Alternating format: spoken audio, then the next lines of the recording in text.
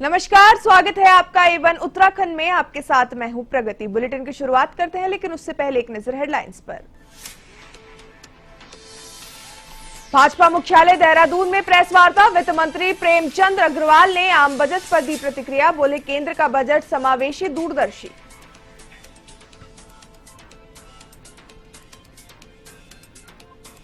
National games 2025, 14 साल की swimmer का तहलका। कर्नाटक की डी निधि ने जीते 7 गोल्ड मेडल।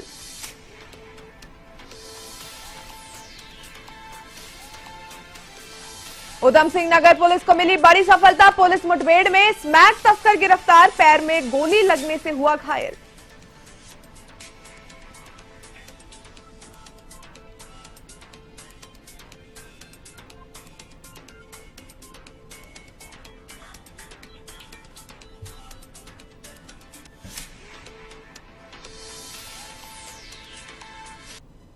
बुलेटिन में अब खबरों का रुख करते हैं विस्तार से, जहां भारत मानक ब्यूरो द्वारा आज देहरादून स्थित हाथीबड़ कला स्टेडियम में मेले का आयोजन किया गया, जिसमें बतौर मुख्य अतिथि के रूप में उत्तराखंड के मुख्यमंत्री पुष्कर सिंह धामी ने शिरकत की। तो वहीं आपको बता दें, इस कार्यक्रम में बड़ी संख्या में छात्र भी मौजूद रहे। ऐसे में इस मौके पर छात्रों ने अपने विज्ञान मॉडल प्रस्तुत किए। मुख्यमंत्री पुष्कर सिंह धामी ने कहा कि भारत के उत्पाद केवल राष्ट्रीय स्तर पर ही नहीं, बल्कि अंतर्राष्ट्रीय लेवल पर भी एक स्टैंडर्ड स्थापित करें।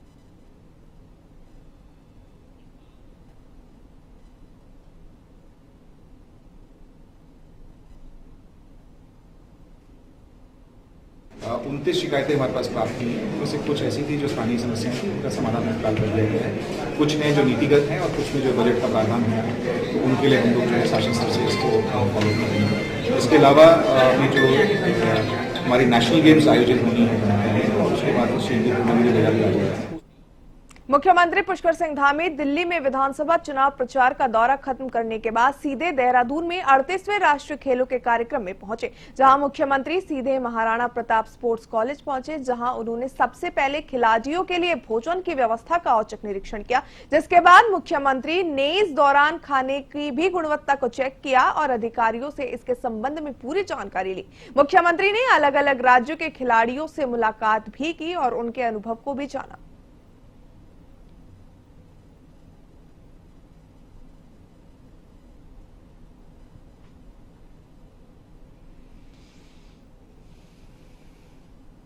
और बहुत प्राथमिकता के हैं। आदरणीय प्रधानमंत्री जी हमेशा हमारे खिलाड़ियों के लिए, खेलों के लिए, हमेशा उनके प्रोत्साहन के लिए काम करते हैं और उन्होंने यहाँ 38वें राष्ट्रीय खेलों का शुभारंभ किया है। इसलिए यहाँ आने वाले सभी खिलाड़ी एक अच्छा अनुभव लेकर जाएं, किसी प्रकार की कोई उनको परेशानी न हो। इसलिए समूचे सभी प्रबंध मैं खुद ही देख रहा हूँ यहाँ पर और खिलाड़ियों से बात भी की है। सभी खिलाड़ी संतुष्ट हैं, प्रसन्न हैं और अच्छा आनंद ले रहे हैं खेलों का। हमारा यह भी है कि ये खेल हमारे लिए बहुत यादगार बने और शुरुआत दिनों से इसकी अच्छी शुरुआत हुई है। इसका एक अच्छा समापन भी होगा और निश्चित रूप से ये उत्तराखंड के इतिहास में एक मील का पत्थर साबित हो, उसके लिए हम सभी मिलकर प्रयास करेंगे। हमारा खेल विभाग भी करेगा, अन्य विभाग भी करेगा। उत्तराखंड में चल रहे 38वें राष्ट्रीय खेलों में ताइक्वांडो मुकाबले में बड़े स्तर पर मैच फिक्सिंग और मेडल की खरीद फरोख्त का एक मामला सामने आया है। वहीं इस मामले को लेकर मुख्यमंत्री पुष्कर सिंह धामी ने प्रतिक्रिया भी दी। उन्होंने कहा कि ये भारतीय ओलंपिक संघ का मामला है, मामले में कार्रवाई की जा रही है। वहीं इस पर राज्य का कोई लेना देना नहीं है।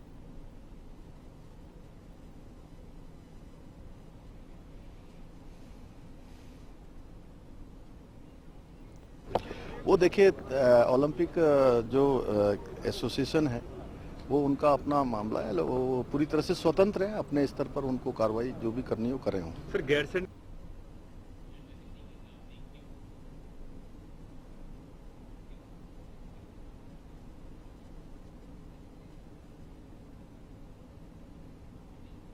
खटीमा तहसील सभागार में आज तहसील दिवस की लोगों की ओर से अपनी समस्या रखी गई। वहीं आपको बता दें, जन समस्याओं को गंभीरता से लेते हुए कुछ समस्याओं का त्वरित निस्तारण भी किया गया। तहसीलदार सभागार खटीमा में आयोजित तहसील दिवस पर तहसीलदार वीरेंद्र सिंह सजवान ने कहा कि जन समस्याओं का त्वरित निस्तारण सरकार की प्राथमिकता है।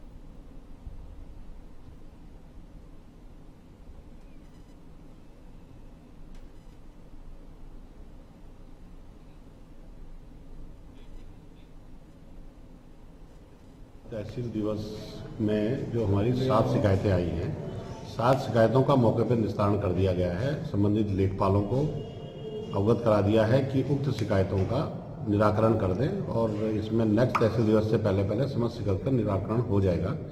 कुछ शिकायतें ऐसी हैं जिसमें निराकरण हो चुका है, परंतु संबंधित पक्ष को उसकी जानकारी नहीं है, तो उनको भी अवगत करा दिया जाएगा और समस्त शिकायत का पूर्व में जो शिकायतें थी उनका भी निराकरण हो गया है।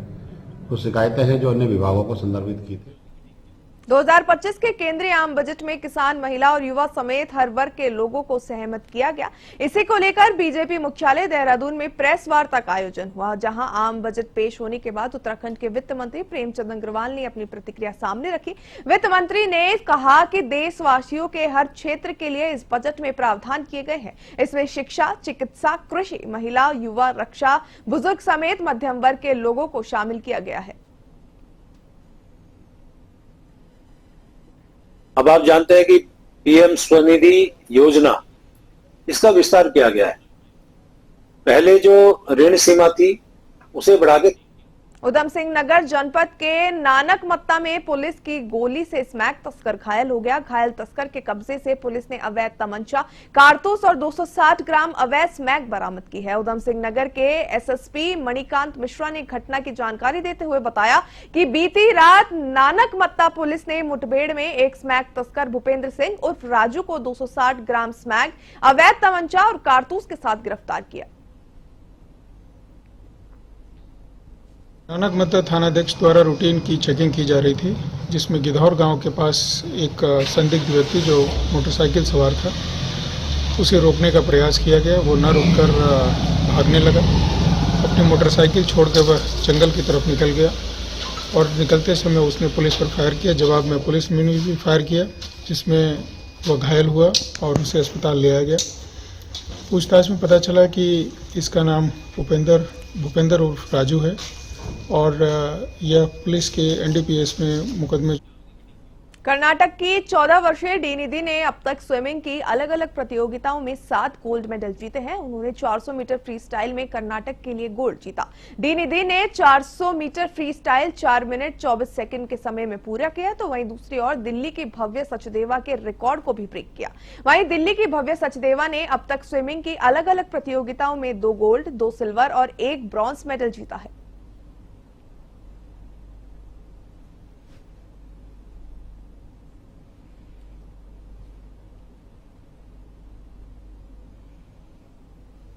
मेरे 2 सिल्वर, 1 ब्रॉन्ज और 2 गोल्ड हो चुके हैं। मेरे को बहुत खुशी है कि एटलीस्ट मैं इस सीज़न का अभी तक का बेस्ट टाइम दे पाई हूँ। एंड सो हैप्पी फॉर दिनिधि also breaking my record today. And ऐसे ही कंपटीशन बढ़ता है तो लगता है कि जब कंपटीशन बढ़ेगा तो सबके टाइम इम्प्रूव होते हैं। तो just hoping that I swim better and अगले कंपटीशन में I win. The Uttarakhand government has done a really good job in creating a really good facility for all of us to swim in. It's a heated pool and it's an absolutely beautiful place. We can see the mountains in the background. So, really happy to be swimming here today. It has been one of our dreams to come here to Nainital and to Uttarakhand. Udham Singh Nagar जनपद में 3 अलग अलग घटनाओं में, आपको बता दें ये मामला उधम सिंह नगर का है, जहां अलग अलग घटनाओं में 3 लोगों की मौत हो गई है, जिसमें 2 मामले सड़क हादसे के हैं, तो वहीं एक मामला आत्महत्या का बताया जा रहा है। पुलिस ने पूरे मामले की जांच शुरू कर दी है। आपको बता दें पहला मामला किच्छा कोतवाली के लालपुर चौक का है, जहां एक ड्राइवर का पेड़ से लटका शव मिला, तो दूसरा मामला भी किच्छा कोतवाली क्षेत्र का ही है, जहां बैनी मजार के पास स्कूटी सवार खुशहाल सिंह धामी की अज्ञात वाहन ने मौके पर ही मौत हो गई। ऐसे में तीसरे मामले में किच्छा बाईपास पर घटना हुई, जहां बस और कार की टक्कर हो गई, जिसमें कार चालक की मौत हो गई। 2 तारीख की रात्रि का एक्सीडेंट हुआ था किच्छा से नगला रोड पर। तो एक इसमें खुशहाल नामक व्यक्ति की डेथ हो गई है। पंचायतनामा की कार्रवाई कर दी गई है, पोस्टमार्टम की कार्रवाई उसमें की जाएगी। और एक 30 जनवरी को एक गुमशुदगी लिखाई गई थी ट्रक चालक की। संतोष पार्किंग में ट्रक खड़ा करके ट्रक चालक लक्ष्मी शंकर जो है गुमशुदा हो गया था, उसके संबंध में रिपोर्ट दर्ज कराई थी। तो 2 तारीख को इसमें ग्राम प्रधान के द्वारा सूचना मिली कि जो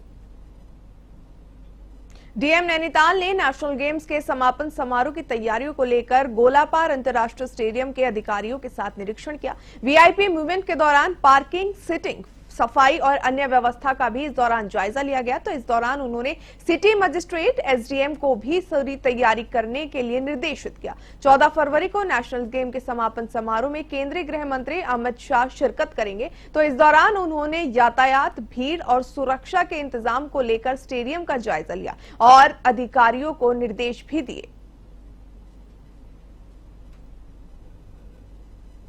हमारे यहाँ क्लोजिंग सेरेमनी होनी है नेशनल गेम्स की 14th को, और उसमें काफ़ी सारे गेस्ट आने हैं, काफ़ी सारी भीड़ यहाँ पर दर्शक आएंगे।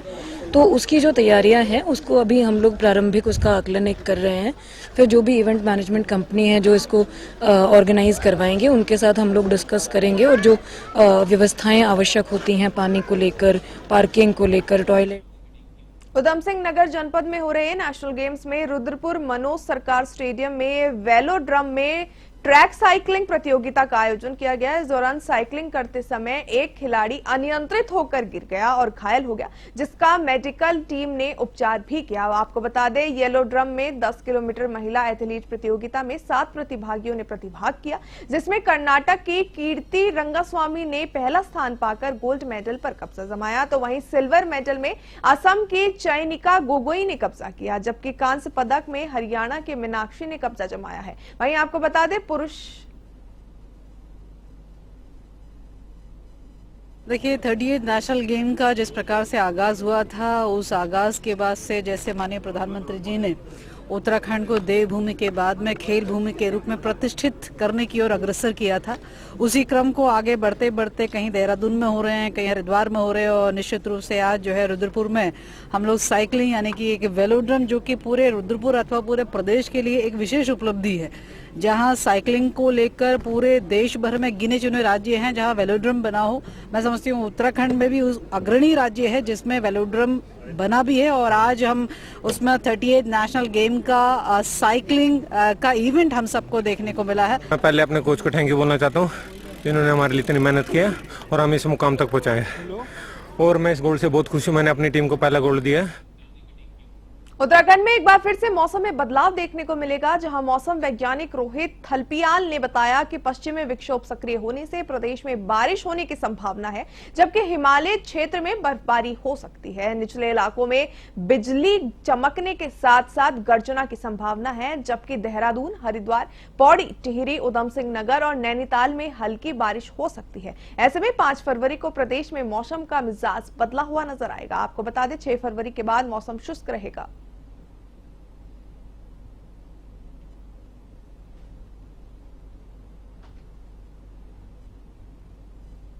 विक्षोभ उत्तराखंड को प्रभावित कर सकता है, जिसके कारण देखेंगे कि 3 तारीख की रात से जो है देर रात से उत्तराखंड के पर्वतीय क्षेत्रों में कहीं कहीं बहुत हल्की से हल्की वर्षा, बर्फबारी मिलने की संभावना है। 4 तारीख को एक्टिविटी थोड़े बढ़ सकती है, जिसके चलते जो उत्तरकाशी, चमोली, रुद्रप्रयाग, पिथौरागढ़, बागेश्वर जनपद है, वहाँ पर अनेक स्थानों पर हल्की से मध्यम वर्षा, बर्फबारी मिल सकती है, जबकि जो उत्तराखंड के अन्य जनपद है वहाँ पर कुछ स्थानों पर बहुत हल्की से हल्की वर्षा मिलने की संभावना है। 5 तारीख को जो है एक्टिविटी कम हो जाएगी, जिसके चलते जो परिवहन विभाग इलेक्ट्रिक व्हीकल को प्रमोट कर रहा है। ऐसे में देहरादून और उसके आसपास के क्षेत्र में प्रदूषण में कटौती पर भी ध्यान दिया जा रहा है। आरटीओ प्रशासन सुनील शर्मा ने कहा है कि देहरादून परिसर में विभिन्न वाहनों की टेस्टिंग की जाती है, और इसी कड़ी में ठुकराल कंपनी के ओर से 3 व्हीलर की टेस्टिंग की गई, जिसमें सुरक्षा के मद्देनजर सारे मानक चेक किए गए हैं।